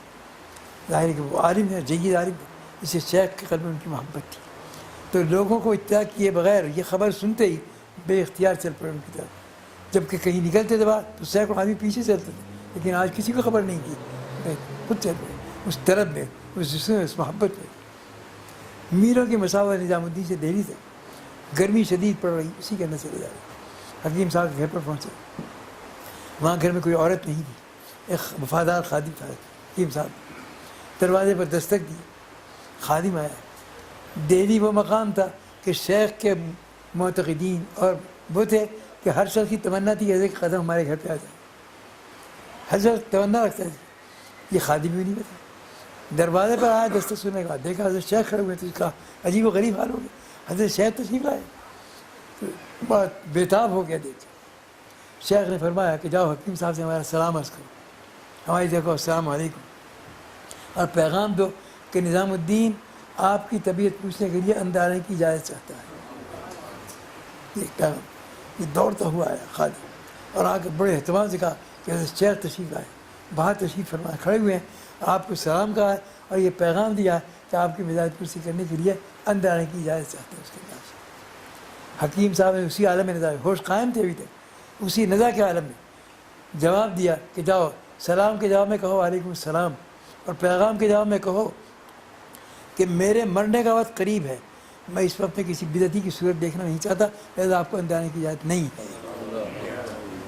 وہ جو عمل دیکھا تھا امام صاحب کا، حضرت شیخ کا، وہ سما کا، اسے بدعت قرار دیا گیا، کہا کہ میں بدعتی کی صورت دیکھنا نہیں چاہتا، لہٰذا آپ کو آنے کی اجازت نہیں۔ وہ ذات کے جس کے لوگ تڑپتے تھے کہ گھر پہ قدم آ جائیں، وہ آنا چاہتے ہیں، یہاں حکیم صاحب نہیں آنے کی اجازت نہیں۔ خادم کے قدم پتھر کے ہو گئے، کیسے جا کے شیخ سے یہ کہے کہ آپ کو اجازت نہیں، مگر باہر جا کر خاموش کھڑا ہو گیا۔ شیخ نے فرمایا کہ جو کچھ کہا حکیم صاحب نے انہیں کے الفاظ نقل کرو، مجبور ہوا یہ اسے کہنا پڑا کہ حکیم صاحب نے یہ فرمایا، سلام کے جواب میں سلام جواب دیا اور جواب پیغام کے دیا کہ میرا مرنے وقت قریب ہے، میں اس وقت میں کسی بدعتی کی صورت دیکھنا نہیں چاہتا، لہٰذا آپ کو آنے کی اجازت نہیں۔ شیخ نے فرمایا کہ پھر تکلیف کرو، دوبارہ ہمارا سلام عرض کرو، اور یہ کہنا کہ بدعتی اپنی بدعت سے توبہ کر کے آپ کی خدمت حاضر ہونے کی اجازت چاہتا ہے۔ یہ پیغام پہنچا، خادم نے جا کے سنایا، اس کے جواب میں کیا ہے، حکیم صاحب نے اپنے کانپتے ہوئے ہاتھوں اس طرح سے پگڑی اتاری اور خادم کو دی کہ زمین میں بچھاؤ، اور حضرت شیخ سے عرض کرو کہ اس وقت قدم رکھتے ہوئے تشریف لائے، مجھے توقع ہے ان کے قدموں کے برکت سے تعالیٰ میری مغفرت فرمائے۔ 2 منٹ پہلے ان کو آنے کی اجازت نہیں دے رہے، اور جب یہ کہا کہ میں بدعت توبہ کر کے آیا، فرمایا کہ وہ اس مقام پر ہیں کہ ان کے اپنی میری پگڑی کے اوپر قدم رکھتے ہوئے آئے تو ان کے قدموں کی برکت سے مجھے توقع ہے تعالیٰ میری مغفرت فرمائے۔ اور یہ نہیں، بے شمار واقعات پیش آ دیتے ہیں۔ حضرت شاہ عبدالعزیز صاحب رحمۃ اللہ علیہ، شاہ ولی اللہ صاحب کے صاحبزادے اپنے وقت کے اولیاء کاملین میں ہیں، وہ پڑھائیں درس دے رہے ہیں، اور پڑھنے والے وہ علماء ہیں کہ جو 20-25 سال مدرسوں کے اندر پڑھا کے آتے تھے، کیا پڑھاتے تھے کیا پڑھتے اللہ کہتے جانتا ہے، بارہ درس دے رہے تھے اور بوڑھے بوڑھے اساتذہ طلبا بیٹھے ان کے سامنے. اس وقت پہ یورپ کے انگریز پہنچ چکے تھے، لیکن یہاں سے زیادہ تر ان کے مبلغ نہیں جاتے تھے. یورپ سے ایک مبلغ پہنچا جو ہے نہایت ذہین تھا، یورپ میں اس کی ذہانت کا ڈنکا پٹ رہا تھا. ماں بھی پہنچا، ماں بھی اپنی ذہانت طرف سے اعلان کے ذریعے اپنی ذہانت کے ذہین. ماں تقریر بھی کرتے تھے، تھوڑے دن میں جا کے زبان بھی سیکھ لی، اپنی صورت شکل ساری ہندوستانی والی بنانا، کوئی پہچان نہیں سکتا کہ ہندوستانی ہے یا یورپین ہے. زبان بھی سیکھ لی. اس کے بعد لوگوں نے کہا کہ تو ذہین ہے، لیکن یہاں بھی ایک ذہین بستا ہے، ان کا نام ہے شاہ عبدالعزیز. کہا میرے سامنے کسی کی چلتی مارنی. میں بار بار جب سنا تو ایک اچھا ذرا جانچ تو رک جا کے تو شاہ صاحب کے درس میں پہنچ گیا. شاہ صاحب پڑھا رہے تھے، شاہ عبدالعزیز صاحب. یہ جا کے کہا لباس بھی انتظامی، صورت شکل بھی انتظامی، میرا رکھی سے پہچانے. حضرت شاہ صاحب کے سامنے جا کے کھڑا ہوا درس میں، شاہ صاحب رکے اور سر سے پیر تک اس پر نظر ڈالی. اس کا فرمایا کیا بات ہے، کیوں آئے ہو؟ اس نے کہا میں ایک سوال پوچھنے کے لیے آیا. کیا سوال ہے؟ کہ میرا سوال یہ ہے کہ ایک شخص اپنے گاؤں جانا چاہتا ہے، وہ آ رہا ہے، یہاں آ کے چوراہا مل گیا، 4 راستے، ایک سڑک ادھر جا رہی ہے، کدھر جائے کدھر. اسے یہ معلوم نہیں کہ میرا گاؤں ادھر ہے یا ادھر ہے. وہاں 2 آدمی ہیں، ایک سو رہا ہے ایک جاگ رہا ہے. وہ راستہ کس سے پوچھے؟ جاگنے والے سے پوچھے یا سونے والے کے جاگنے کا انتظار کرے؟ شاہ صاحب سنا تو اسے چاہیے ٹھہر جائے، سونے والے کے جاگنے کا انتظار کرے، اس سے پوچھے. کہا کہ جاگنے والے سے کیوں نہ پوچھے؟ کہا کہ جاگنے والے تو خود ہی انتظار کرا ہے، سونے والے سے راستہ پوچھوں؟ جسے خود ہی راستہ معلوم ہے کیا جواب دے گا؟ یہ جواب اس نے سنا اور الٹے قدم واپس ہو گئے. یہ طلبا کچھ نہیں سمجھے، حالانکہ بوڑھے طلبا نہ سوال کو سمجھے نہ جواب کو سمجھے. بعد میں حضرت کہا تھا اس نے کیا سوال کیا اور کیا جواب دیا. کہا کہ تم اپنا کام کرو، اپنے کام میں دل کس کا رکھے گا، پہلے یہ بتائیے اس نے کیا کہا، آپ نے کیا فرمایا. تو شاہ صاحب نے فرمایا کہ میں نے ایک نظر ڈالی اور میرے قلب میں یہ بات معلوم ہوئی کہ میں حالانکہ کوئی علامت نہیں معلوم ہے کہ عیسائی معلوم ہوتا ہے. یہ وہ حدیث میں اتقوا فراست المومن فانه ينظر من اللہ، مومن کی فراست سے ڈرو، وہ اللہ کے نور سے دیکھ لیتا ہے. پہچان لیا کہ عیسائی. فرمایا آدمی ذہین معلوم ہوتا ہے، یہ بھی اقرار. اس نے بڑا شدید سوال کیا تھا اور مشکل سوال کیا تھا. اور سوال کہ ایک آدمی اپنے گاؤں جانا تھا، راستہ معلوم نہیں، وہاں 2 بیٹھے ہوئے، ایک سوال ایک جاگا. کہنے کا منشا یہ تھا اے مسلمانوں، تمہارا قرآن کہتا ہے کہ تمہارے پیغمبر تو قبر کے اندر جا چکے ہیں، ہمارے پیغمبر کو تمہارا قرآن کہتا ہے آسمانوں کو اٹھا لی کہ زندہ، ایک زندہ ہے، ایک سو رہا ہے، ایک جاگ رہا ہے، راستہ کس سے پوچھے؟ اگر میں یہ کہتا کہ جاگنے والے سے راستہ پوچھے تو کہتا ہے اچھا ہمارے پیغمبر کا اتباع کرو. میں نے کہا کہ نہیں، سونے والے کے جاگنے کا انتظار کرو، اس سے پوچھو راستہ. کہا جاگنے والے سے کیوں نہ پوچھے؟ کہ جاگنے والے تو خود ہی انتظار کر رہا ہے کہ سونے والا اٹھے تو راستہ پوچھوں. عیسیٰ آئیں گے قرب قیامت کے اندر، لیکن متبع کے آئیں گے محمد رسول اللہ صلی اللہ علیہ وسلم. وہ تو خود انتظار میں بیٹھے ہیں کہ سونے والا اٹھے تو میں راستہ پوچھوں. چلو جس ذہانت سے سوال کیا تھا اسی ذہانت سے شاہ صاحب نے جواب دیا. تب اسے اقرار کرنا پڑا کہ واقعی میرے برابر کا، میری ٹکر کا کوئی موجود ہے. تو وہ عرض کرنے کا منشا یہ تھا کہ اس وراثت نبوت کو سنبھالنے والے علماء اور اس وراثت نبوت والے اور یا اللہ اس امت کے اندر کبھی ختم ہونے والے قیامت تک باقی رہیں گے. اس کے اندر یہ وراثت نبوت اور نبوت اس کی ہے کہ جن کی نبوت قیامت تک باقی رہنے والی ہے، جن کے معجزات قیامت تک باقی رہنے والے ہیں. ظاہر ہے معجزات انبیاء علیہ السلام کے ختم ہو گئے، لیکن رسول اللہ کے معجزات قیامت تک باقی رہنے والا ہے. اور یہ عجائبات بھی سب ہے کہ اس عجائبات قرآن کر رہے اس کے آج یورپ میں، امریکہ میں جو ریسرچ ہو رہی ہے کتاب اللہ پر، قرآن کریم پر، حدیث رسول اللہ پر، عجائبات سامنے آپ کے شاید علم میں ہوگا. علم حدیث کے اوپر ایک کتاب رکھی، ایک ریس مرتب کیا گیا، ایک فہرست علم حدیث مرتب کرنے والا ایک عیسائی عالم امریکن آئی میں. لیکن کہ آپ کو پوری حدیث کی کتابوں کے اندر بے شمار حدیث ہیں، کسی حدیث کا اگر ایک لفظ کہیں کا، شروع کا، اخیر کا، درمیان کا، کہیں سے آپ کو یاد ہو، آپ اس فہرست کہیں سے نکال سکتے ہیں، حدیث فوراً مل جائے گا. یہ کوئی معمولی بات نہیں.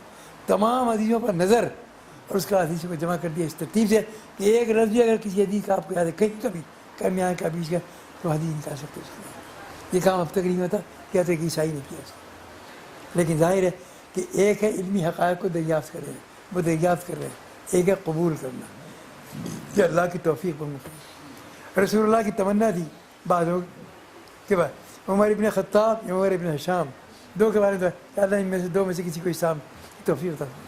عمر ابن ہشام ابو جہل ہے اسی کا عوام ارے عمر ابن خطاب، حق تعالیٰ نے آپ کی دعا عمر ابن خطاب کے بارے میں قبول فرمایا، وہ اسلام لائے۔ عمر ابو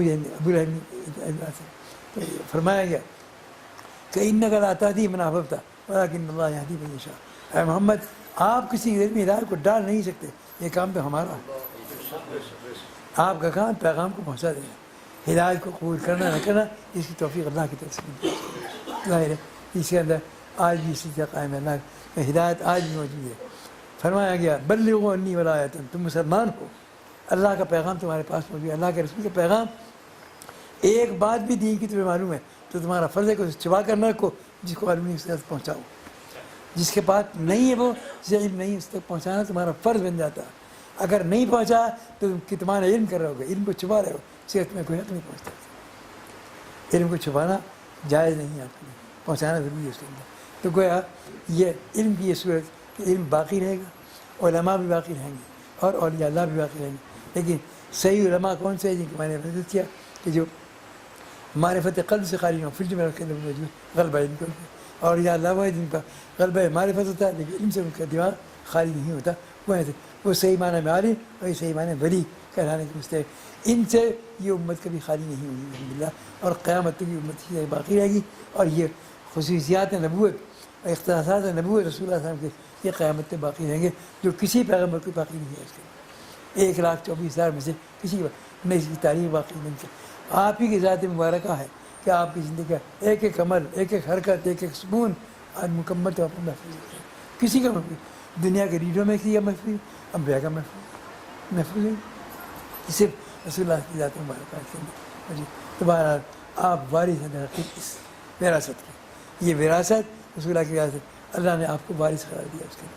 وراثت کے معنی یہ کہ آپ نے اس وراثت کے اپنی وارث وہ ہے جو باپ کی ابوت کو تسلیم کرتا ہو، باپ کے باپ ہونے تسلیم کرو، وہی تو باپ کی وراثت کا وارث ہو اس میں، اور جو باپ ہی کا انکار کرتا ہو وہ وارث نہیں ہوتا اس کے۔ اس لیے آپ یقین مقر ہیں کہ رسول اللہ ہمارے باپ ہیں، روحانی باپ ہیں، اس لیے اس وراثت کے مستحق اللہ نے آپ کو قرار دے دیا، لیکن اس وراثت کا جو حق ہے وہ بھی آپ کے اوپر لازم کر دیا۔ وراثت کا حق یہ کہ اللہ نے وارث تو آپ کو بنا دیا ہے، لیکن اس وراثت کا جو حق ہے اس کا ادا کرنے کی ذمہ داری بھی آپ کے اوپر لے دی، اور ادا یہ کہ آپ اس دنیا تک پہنچائیں، اور اس کو پہنچانے کے ہر دور کے اندر جو انسانی ذہن ہوتا ہے، انسانی افکار ہوتے ہیں، نظریات ہوتے ہیں، خیالات ہوتے ہیں، اوہام ہوتے ہیں، تجربات ہوتے ہیں، ان کو اور ان کے پرکھنے کی کسوٹیاں ہوتی ہیں، معیار ہوتے ہیں، ان معیاروں کو پیش کر دیا آپ کا فرض ہے۔ ان معیاروں کو دیکھیں، ان کسوٹیوں کو دیکھیں، ان کو جانچنے کے طریقوں کو دیکھیں، ان کے قبول کرنے کے اندازوں کو دیکھیں، ان کی نفسیات کو پہچانیں، اس کو پیش کریں۔ تو بہرحال یہ امت کا فرض ہے اس کے اگر ان چیزوں کی رعایت کر کے پیش کیا جائے تو کلام بے اثر ہو جاتا ہے، اور ان چیزوں کی رعایت کر پیش کیا ہے تو رسول اللہ کی ذات مبارک کو دیکھیں، آپ نے جاہلیت جہلائے عرب کو سامنے دین کو پیش کیا، وہ جو جتنی جاہلانہ چیزیں، بدترین بد اخلاقی، بدعمالی، بد کرداری، بد زبانی، بد فکری، جتنی چیزیں بدی تھیں ساری ان کی سوسائٹی کے اندر موجود تھی، اور وہ عزت کی سمجھ آتی ان کی، لیکن ان کو کوئی اگر آپ یہ کہتے کہ بدکاری چھوڑ دو وہ کبھی نہ مانتے، اس لیے کہ ان کیا تو عزت کی چیز تھی، جھوٹ بولنا عزت کی چیز تھی، بدکاری کرنا، بدعمالی کرنا، بد فکری کرنا، بد زبانی کرنا، یہ ساری چیز عزت کی بنی ہوئی تھی، سوسائٹی بد فکری پر وہ کبھی نہ مانتے۔ آپ نے ان میں سے کسی کو نہیں کہا، کسی کو یہ نہیں کہا کہ جھوٹ بولنا چھوڑو، بدکاری چھوڑو، برائی کو چھوڑو، آپ نے آگے کیا اس سے زیادہ کیا جو انسانی فطرت کو اپیل کرتی ہے، اس کے وہ کیا ہے، وہ تعلیم ہے۔ جاہل سے جاہل بھی ہو تعلیم کی عظمت کو جانتا ہے، اسے قرآن کو میں اقرا بسم ربک الذی خلق، سب سے پہلے پڑھو، ظاہر قرأت کی اور پڑھنے کی تعلیم کی عظمت سے کوئی فطرت انکار نہیں کر سکتی، کتنا بھی جاہل سے ظاہر ہو تعلیم کی عظمت کو مانتا ہے اس کے لیے۔ تو اسلام اتنی فطرت کی رعایت کرتے ہوئے آپ نے حق تعالیٰ کو دیا قرأت سے تعلیم سے آغاز کیا، اقرا بسم ربک الذی خلق خلق الانسان من علق، وہاں سے آغاز کیا گیا۔ تو معلوم ہوا کہ نفسیات وقت کو پہچاننا، مخاطبین کی نفسیات کو پہچان کر پیش کرنا دین کا، یہ تحقیق بنیادی فریضہ ہوتا ہے اس کے اندر۔ اور الحمدللہ امت کے اندر وہ لوگ ہمیشہ پیدا ہوتے رہیں اور قیامت تک پیدا ہوتے رہیں گے جو وقت کی نفسیات کو پہچان، اقوام کی، کی مسیحات کو پہچان کر دین پیش کرنا شروع کیا، اور آج بھی کر رہے ہیں، کل بھی کریں گے۔ قبول کرنا نہ کرنا یہ اللہ کی توفیق ہے، ہمارا کام پیغام کو پہنچا دیا۔ جو صاحب نبوت ہیں ذمہ داری عائد کی ہے، اس سے ذمہ داری کو محسوس کر کے اپنی ذمہ داری کو پہچانیے اور اپنی امکانی حد تک اس کو پہنچانے کی کوشش کیجیے۔ یہی آپ کا فریضہ ہے۔ حق تعالیٰ ہمیں اس فریضے کی ادائیگی صحیح طور پر توفیق عطا فرمائے اور اس دین متین کی صحیح طور پر تبدیل کا ہمیں حق ادا کرنے کا توفیق عطا فرمائے۔ موضوع تو اپنی جگہ پر ایسا ہے کہ کہنے والا بھی چاہتا ہے کہ کہتا ہی رہے اور سننے والے بھی چاہتے ہیں کہ سنتے ہی رہیں، ظاہر ہے کہ اس کی دلچسپیاں کبھی ختم ہونے والی نہیں، لیکن ظاہر ہے اپنی ہمت و استطاعت کے وقت ہی یہاں بڑے بڑے علماء موجود ہیں، ان کے سامنے مجھ جیسے کم سواد طالب علم کو چرچ کرنا اگرچہ جسارت تھی، لیکن آپ نے حکم دیا، آپ کے حکم کی تعمیل میں یہ چند کلمات میں نے طالب علمانہ زبان میں گزارش کر دی ہے۔ انہی کلمات پر میں بات کو یہ کہہ کر ختم کرتا ہوں کہ کاغذ تمام، کلک تمام اور ہم تمام پر داستان شوق ابھی ناتمام ہے۔ اللہ تعالیٰ یہ ذوق اور یہ شوق ہمارے اندر باقی رکھے، سننے کا بھی رہے، بولنے کا بھی رہے، کہنے کا بھی رہے اور عمل کرنے کی توفیق دیتا ہے۔ وآخر دعوانا الحمدللہ رب العالمین۔ اللهم صل على سيدنا مولانا محمد وعلى آل سيدنا مولانا محمد وبارك وسلم۔ اللهم ربنا آتنا في الدنيا حسنة وفي الآخرة حسنة وقنا عذاب النار۔ اللهم ربنا إننا سمعنا مناديا ينادي للإيمان أن آمنوا بربكم فآمنا، ربنا فاغفر لنا ذنوبنا وكفر عنا سيئاتنا وتوفنا مع الأبرار۔ اللهم ربنا لا تدع لنا ذنبا إلا غفرته ولا هما إلا فرجته ولا عيبا إلا سترته ولا مريضا إلا شفيته ولا فقيرا إلا أغنيته ولا عدوا إلا خذلته ولا حاجة إلا قضيتها يا رب العالمين۔ اللهم إنا نسألك إيمانا كاملا وعملا صالحا ورزقا واسعا وعلما نافعا وشفاء من كل داء ودفاعا من كل بلاء وراحة عند الموت ومغفرة بعد الموت۔ اللهم أرنا الحق حقا وارزقنا اتباعه وأرنا الباطل باطلا وارزقنا اجتنابه۔ اللهم ربنا لا تزغ قلوبنا بعد إذ هديتنا وهب لنا من لدنك رحمة إنك أنت الوهاب۔ ربنا هب لنا من أزواجنا وذرياتنا قرة أعين واجعلنا للمتقين إماما۔ اللهم قنا عذابك يوم تبعث عبادك۔ اللهم نجنا من الفتن ما ظهر منها وما بطن۔ اللهم ربنا تقبل منا إنك أنت السميع العليم۔ اللهم ربنا تقبل منا إنك أنت السميع العليم۔ اللهم ربنا تقبل منا إنك أنت السميع العليم۔ سبحان ربك رب العزة عما يصفون والسلام على المرسلين والحمد لله۔